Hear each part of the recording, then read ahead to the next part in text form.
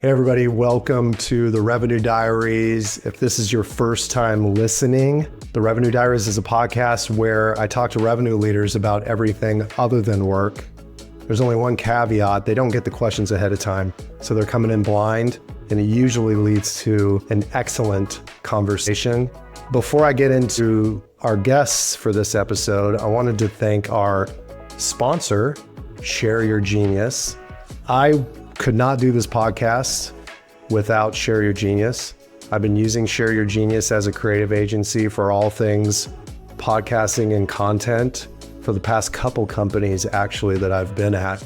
I'm very lucky that they've decided to sponsor this podcast and help me with it. And so I sound good, I feel good, I look good, maybe because of Share Your Genius. So thank you.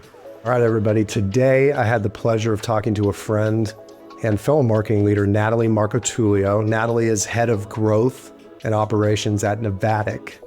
And Navattic is a product tour company. So if you go to jellyfish.co, the Jellyfish website, you can see our product tours. That is all powered by Navattic. Love the product and highly recommend it. So you should check it out.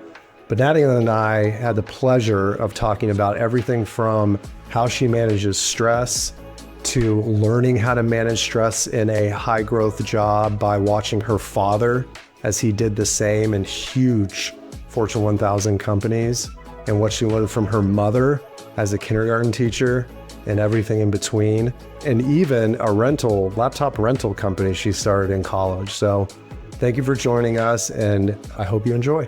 Hey everybody, welcome to another episode of the Revenue Diaries. I'm here with my friend Natalie Marcotullio. Natalie, how are you today? I'm doing well. I'm actually onboarding a new team member this week. So onboarding is always such an exciting but a little bit exhausting time. It's like, you want to be on your best behavior. You're so excited to show everything off and trying not to say too much at once and overwhelm them, but trying to share enough. But ultimately, I feel like I'm getting so much energy from the new hire. So overall, good. This kind of goes into the first question. How do you help the new team member balance wanting to dive in fully and make sure they don't burn out quickly? Like protecting them because they want to get in there, they want to do great work, but it's also important that they take a breath and realize that you need to make time for your life as well as you're going through this new role. This is so top of mind. I'd say two distinct ways. One is I always do a 30, 60, 90 plan for a new hire where not outline just like what I expect, but what will that focus area be? And for the first 30 days, I really emphasize this is about learning. Like you're not really going to dive into anything too deep or start executing on campaigns. I might do some small things to get your foot in the water, but you're not going to be able to absorb everything I want you to in a week. And I kind of share that. At my last company, one thing I did a poor job is I started diving right into execution and didn't take time to learn the persona and how our messaging really hurt from that, my understanding. So I set expectations very clearly up front. First 30 days, all I wanted for you to learn the product, the market, and the persona. And that's going to take time. You can't do that all in a week. Do you tell them that they need to take breaks though? Remember that this is not 24/7 job. Don't burn out in the first 90 days. I make it pretty clear too, the tasks they're going to do every day. And then good. All right. Even there were some tasks, it was funny, the second day, my new hire was like, okay, I'm going to do this, this, and this. And I said to her, I was like, you don't need to do those all in one day. That's going to take you a while. I know it is. You have a week. Let's use that week. I didn't give you a week just for you to do it in 2 days. I think reminding people that I gave you a week, use it. I know the timeline I'm setting. You don't need to be a hero just yet. You're setting the right expectations, right? And getting agreements up front with her so that she knows what she's supposed to do. So you're at a high growth startup. You are managing a lot of different things in the company. How do you set expectations for yourself and protect really your mental health and keep from burning out because you're doing a lot all the time? I think the biggest thing is just making sure I have clear set priorities and time to do those. And I'd say personal priorities as far as yes, my own self, I need to work out every day. And I know that's not something I'm ever going to sacrifice because I've seen when I sacrifice that, I'm not as creative. I'm in a really bad mood. I'm probably a worse boss. So I have my own set of this will not change. Or like I aim for like 7 hours of sleep a night, sometimes a little less, sometimes a little more. Good for you. That's great. I try to do that. 7 to 8 hours is if I get less than that, then I'm not functioning. I mean, last night I got like 5.5. And hopefully this interview is good because I'm not functioning at 100%. I could not tell. I'd say it's the work week, it might be a little closer to 6, and the work weekends is when I catch up a little. But I just kind of know if I don't do those two things, like I've gone through it. I'm like, I'm not going to be good at my job or be a good boss. And at the end of the day, like that's also not behavior that I want to have mirrored. How do you prioritize working out on a daily basis with a full-time job and everything that you're juggling? I think it's really just scheduling it in. And honestly, to your question, even about my work life, like I live and die by my calendar. So at the beginning of every quarter, if I have like 2 main priorities, I then go throughout the entire quarter and schedule out blocks for when I'm going to do it. Wait, so how does it look on your calendar I'm guessing like it was working out like running, or are you doing more than that? Running, lifting, kickboxing classes. I don't put those on my calendar, but I just know that I do those in the morning. And I block my mornings from like 8 to 10 most days. The people can't schedule time with me because that's often my like deep work time. So then if I do work out a little later and it bleeds into 8 o'clock, I know there's no meetings. Okay, so you knock it, you're a morning, I'm also morning workout. If it doesn't happen in the morning, do you try to get it in the afternoon, or is it just done? Like it's just not going to happen? Usually I'll try to do in the afternoon, or like my kickboxing classes in the afternoon. So those days I just know it'll be afternoon workout.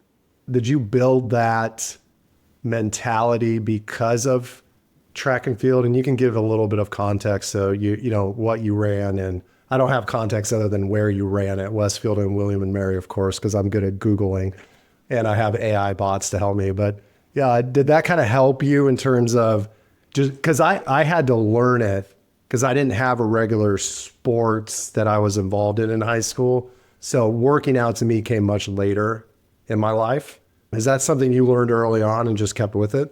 100%. Like we basically just had a schedule our coach created, and we knew every single day you'd follow that schedule. I know I have to do a mix of like longer runs, easier days. I need a rest day or else I'm going to burn myself out. Like I sort of just realized how to manage that schedule. And for some context, I ran, you mentioned, in high school and college, and I ran the 800, which is a grueling race for anyone who doesn't know it. It's half a mile. Tell me, why is it so grueling? Maybe I'm a little biased, but ask any runner you know, and they'll probably tell you 800 is one of the worst races. It's because it's not long enough, like a mile, where you can do endurance and kind of have strategy, but it's not short enough like a sprint that you just have to get through it like a 400. So it's kind of like extending a sprint, but longer than a sprint should be. And just anyone I know who runs always says it's one of their least favorite events. Why did you do the 800? I wish it was out of passion. It was out of more what worked. Basically, I was a sprinter, but I wasn't a fantastic sprinter. And then I did cross country. And then one day my coach was like, hey, a sprinter who can do some distance? That sounds like 800. And it was my best event, so I stuck with it. That's awesome. Did you grow up with parents who were active as well? Yep. Like runners or how? Not runners, but they were both college athletes. So my mom did field hockey, lacrosse a little bit. And my dad did soccer, and he ran in high school too. But my whole family is like really big into working out. Funny enough, my sister is definitely the more athletic one. Like I can run, but I can do nothing else. What makes him more athletic? She just has a lot more hand-eye coordination. Like any sport she can pick up and be good at, versus I'm like, I can run the line and that's about it. Does she play lacrosse and soccer and all those other sports? Okay. Exactly. Right. I did want to transition to a question about your parents, Paul and Mary, especially Paul, because I did some LinkedIn stalking before we got on the call. He has a pretty successful career in large companies, and I don't want to get into too much details on what he did at those large companies, but is there anything you learned from him as you watched him growing up working in these large institutions? And how has it helped you today in terms of running marketing for a startup? And I think you told me before we jumped on that he does startup consulting as well. But like, what influence has he had on you? I'd honestly say both my parents had so much influence on my current job. I'll start with my dad. But I really learned from him how to manage like a high stress corporate job and really how to be a leader. I know that's like very kind of stereotypical or maybe, I know it's really obvious you say you learn from your parents to be a leader, but he is one of the nicest, I mean, both my parents, I'm very lucky, but one of the nicest people I know. Everyone I know looks up and respects him. And I'd watch him on calls. Like, I don't think I was consciously learning a lot of it. When I was a little, I didn't really understand what he did at all. But as I got older, I'd see how he would treat his team members. I'd see the relationships he formed with them and just always treating people with respect. Also I never once noticed him bringing his work stress into being a father. And I really try to learn that from him. Actually, just this week, I called him. I had a stressful week last week. I was like, how do you do this? How do you do this for so many years? So I just really try to emulate what he's taught me. You mentioned like managing a high stress corporate job, but he didn't show it. Is that from conversations you've had with him after the fact? Because I would imagine that growing up, you didn't really know that it was high stress until you've had deeper conversations. A lot more after the fact, or from years that he worked at home a little bit, or if I ever saw him working at home. He mostly worked in the office, but every now and then if I saw him on a phone call or taking a conference call, or just like observing. So you also mentioned your mother, and what did you learn from her? So to give some context, she is and was a kindergarten teacher for most of her career. And it's a superpower, the way she's able to read people. My mom as well. She was a kindergarten teacher. I'm sure you understand that. Yes. Yes, I do. When people talk about empathy, it's a whole different level, seeing what my mom can do. Like, if I ever complained about someone growing up, she would always say, well, have you thought about this perspective and this? I could never just kind of complain. So I learned a lot about how to understand my users, how to talk to them, how to work with other people. Honestly, sometimes more than from my mom and seeing her teach than always in like a corporate setting. So you mentioned that both parents were athletes. And it's kind of weird that I know this, but they went to Lafayette, right? Okay, so they played sports at Lafayette. How was it growing up with parents that were also college athletes? Based off of what you just told me, I can't imagine that there's horror stories about your parents and forcing you to run until you couldn't breathe and all that crap like some people experience. But like, how was it having both parents that were college athletes? To your point, it definitely was not they were very It wasn't extreme, like... No. They weren't like pushing me to run since I was a kid. If anything, actually, me running was sort of accidental. I was really bad at every other sport. And then one day they're like, hey, the Y program has a program where she can like walk laps. At least that's something. And your sister is standing back there like, she needs to do it because she can't catch a ball. So... Yes, like exactly. And it just turned out I did it long enough from a young age where I was like, oh, I'm not terrible at this. I'm not good at any other sport. But they were always really supportive. And if anything, could like empathize with the stress of being a college athlete. Yeah. And if anything, my mom has said multiple times to me, she's like, if you want to go be a barista and live a happy life and not worry about corporate life, like, please do it. They never were the ones to put the pressure of like, you needed to be a star athlete and you needed to be this like high corporate woman. But you still had drive built into you because at college, you started a laptop rental company for students at William and Mary. So why don't you give a little bit of context there, and then I have a follow-up question. Yeah, so I got involved with the entrepreneurship club at my college at William and Mary. Part of it was I did have to stop running from injuries, and I kind of was like, I need something new to do. This sounds cool. And I took a class on entrepreneurship where the whole idea was actually start a business. And it wasn't my idea. It was actually another team member's. He worked in the IT department, and he was like, well, student always needs laptops. Like, their laptops break. The school don't have replacement. So what if we offered replacement laptops? I think we did like a pitch competition to get enough money to buy like 3 Chromebooks. What was the name of the company? It was called William Mary Laptops, and we fully were just trying to hope people would think the school ran it and it was legit and not a bunch of students in a class. Okay, so you pitched it, you won, and then what happened? We bought like 5 Chromebooks. I think they were like $50 to $100 each resale. And then it was so funny. We would have these flyers around campus that said, laptop broken, rent one for $5 a day from William Mary Laptop. And we set up like a form system where we would get alerted if someone filled out the form. And then there'd be a group chat before of us being like, hey, someone just requested a laptop in the library at 4:00. Anyone going to be there around that time? And we'd go hand deliver it. The student was usually like crying, thankful, because, the freak out of your laptop breaking. And then we go pick it up once they were done. Well, I'm old enough where I didn't have a laptop, and it was a tower computer that I had in my dorm room. So they would fill out the form, and then what if you ran out of, I mean, you only bought 5. William and Mary is it's not a small school, right? Yeah, we did run out once. So one time I remember we ran out, and I think we both all were having a busy day. And I was off campus at this point, so I had a car. So I literally drove to Best Buy, like ran in between my classes, picked up a quick Chromebook, and then delivered it same day. Because really what we were trying to learn and what our teacher was trying to show us was the ability to problem solve. Like, he didn't really care how many laptops we sold. He was really teaching us like the startup mentality of like, a problem happens and you figure it out. And that felt very startup-y at that time of going to Best Buy in between my classes to buy a laptop. So what happened to W&M laptops? I tried to pass it on to some newer members. To be honest, I don't know where all those Chromebooks are. Someone might have sold them and made some money.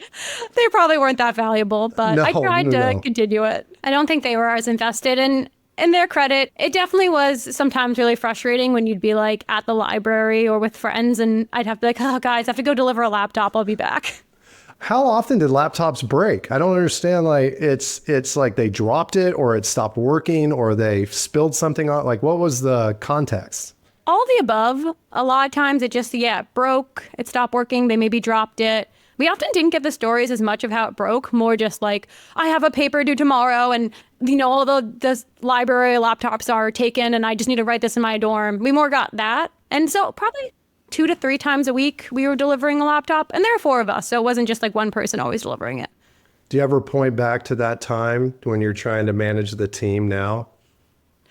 Not fully, but I think it taught me so much of like, what's like number one thing you think it taught you? Just figure it out. The more I work in business, and especially startups, the more I kind of realize that no one has a perfect answer. So you might as well just try something and see, versus getting hung up on always doing things perfectly. And I think that's a very startup mentality, but that's a lot of what I learned from that. You've talked about your morning routine in terms of you making sure you're getting in a workout. Do you have an evening routine that helps you stay balanced, or is there hobbies? Like, I'm not a hobbyist, and whenever somebody asks me, I'm like, oh, I kind of like Legos, but outside of that, I pretty much work and have children, right? Is there anything on the weekends that you make sure you try to do or you're focused on that's outside of work? Honestly, I'm the same way with hobbies. I'm like, working out is sort of it. What I will say is I honestly just like love walking around New York. Anyone who talks about New York, I can tell you forever about how much I love it, like exploring different neighborhoods, trying different restaurants. I could probably be doing more creative things. I'm not like going to a new art gallery every weekend, but my hobby is really just walking around, sometimes listening to podcasts. Yeah. I think you and I have talked about this when we were in New York for Pavilion event, probably, right? Yeah. Where I can spend maybe 48 hours in New York without losing my mind. Like, genuinely going psychotic because there's too much going on. There's people everywhere. I love going there and I love leaving. What do you love about New York, and how do you stay sane? Because it never stops, ever. Never stops. So the staying sane is you got to get out of Midtown. That was my advice during PMA too. Oh, right. That's right. Got to go to right. Get out of Midtown. I want to die going to Midtown. Like, if that's the only place you've been, that's not New York. I'd say, one, explore some of the not even lesser known, just a little bit quieter neighborhoods. And I think I love this concept that living in New York kind of feels like living in a movie. There is so much happening around you at all times, but also because there are so many people, you can be anonymous. So I can just like walk through the city and I'll see a really cool pop-up here. I'll see people dancing or doing something strange on the streets over there. I'll see a really cool restaurant that you look inside and it just looks like a movie scene. And it just feels like that sort of fantasy of it all. But while you're walking through, also, there's so many other people that like no one's really paying attention to you. You can just kind of be in your own little bubble. Have you ever experienced that in any other city? I'd say the city I love maybe even a little more than New York is Florence. As you can tell by the last name, very Italian. My family's not from Florence. We're from more like Rome area. But I think Florence is similar, where it's like a small, super walkable city.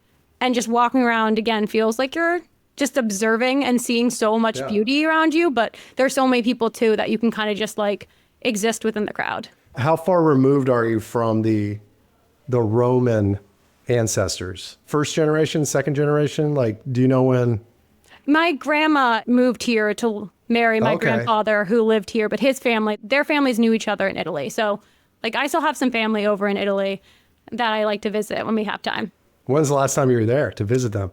I went last holidays, so not this like between 2023 and 2024.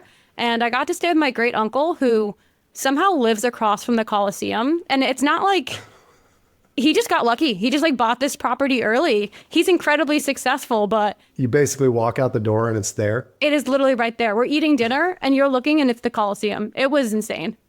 What's your favorite part about visiting? I love the way the Italians approach life.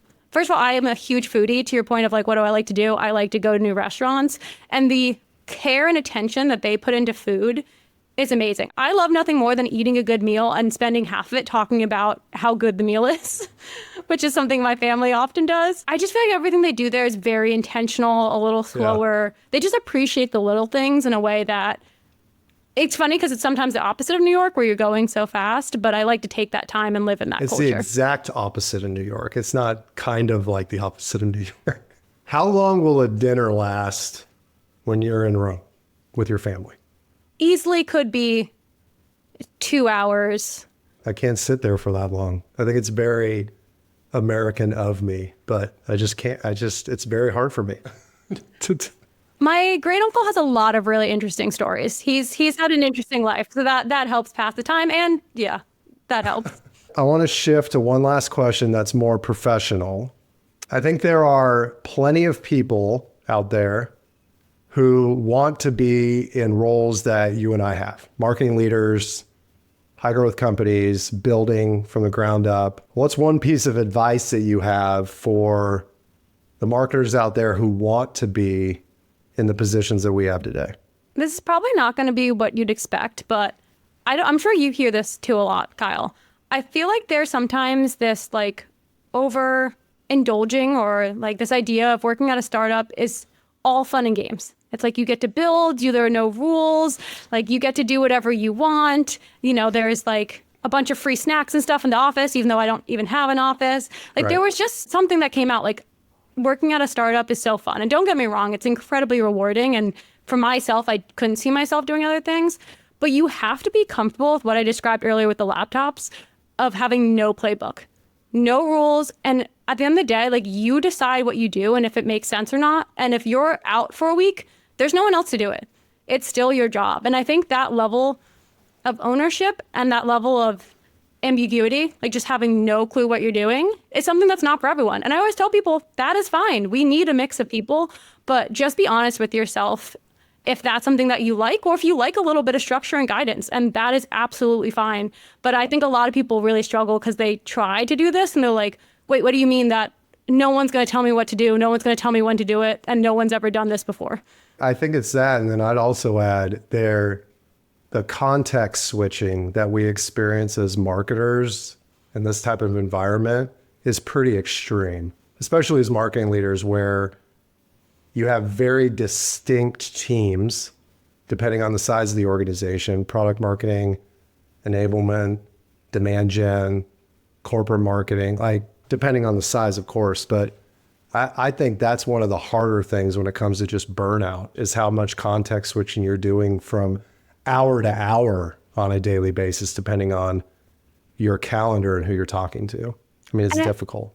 I found recently what's been hard for me is not just the switching topics, but switching levels of like individual work versus coaching. Like going from one moment of doing something very tactical, hands-on, like updating our G2 page, I did that recently, to the next moment, high-level onboarding someone or having a very strategic... pathing. Did that constant shift and constantly worrying I'm forgetting about something. That's what definitely keeps me up at night and contributes to some of the more exhaustion. For some reason, our brains just love thinking about all that stuff between 1 and 3 a.m. in the morning. That's why I work out, because that's the only way I can get myself to sleep, to be tired enough that I don't think about that. Even when I do that, sometimes I think about it. Okay. Thank you for joining me on the Revenue Diaries. Where can people go to check out what you're doing? this is going to surprise no one, but LinkedIn. I joke I'm on there too much, as I'm sure we all are. But I really love to chat with anyone thinking about being an early stage marketing leader, or if maybe you are a new marketing leader and you're like, what should I do? How do I structure this? More than happy to chat. I've been there. It's a lot to figure out, but there are others that can hopefully help you out and bend those shoes. Love it. Thank you so much for joining me. Yeah, thanks for having me.